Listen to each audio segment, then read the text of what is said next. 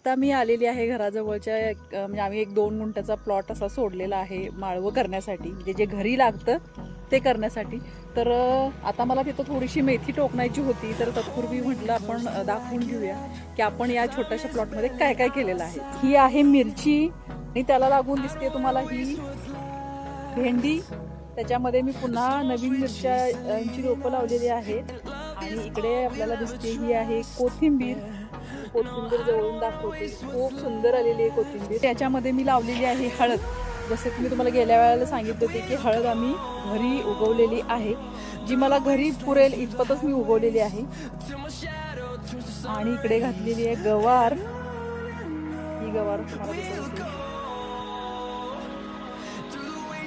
आणि त्याला लागून घातलेलं आहे बीन्स घातलेले आहेत मी.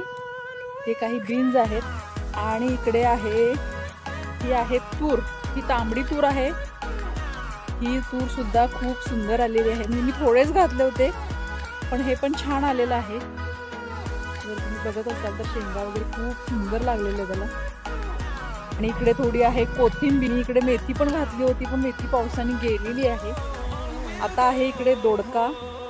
पुढे जे वेल दिसते तो आहे घेवडा. आम्ही नवीन वांगी घातलेली आहे तिकडे. आणि याच्या पुढे आहे इकडे दोडका.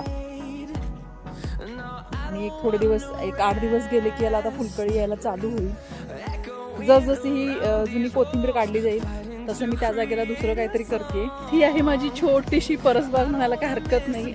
इकडे मागे जी कौलं दिसत आहेत तर मी काही वर्षापूर्वी असं गोल कौलं लावून वगैरे खूप सुंदर केले होते.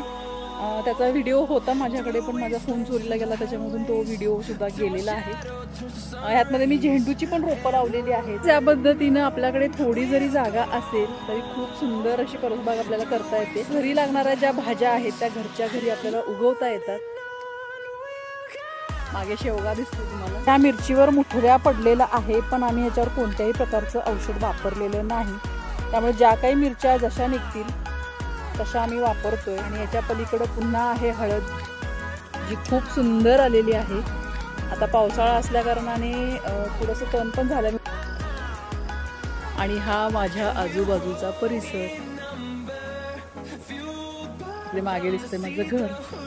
चला तर पुन्हा भेटू पुढच्या व्हिडिओमध्ये. तोपर्यंत हसत राहा, आनंदी राहा आणि सगळ्यात महत्त्वाचं म्हणजे माझे व्हिडिओ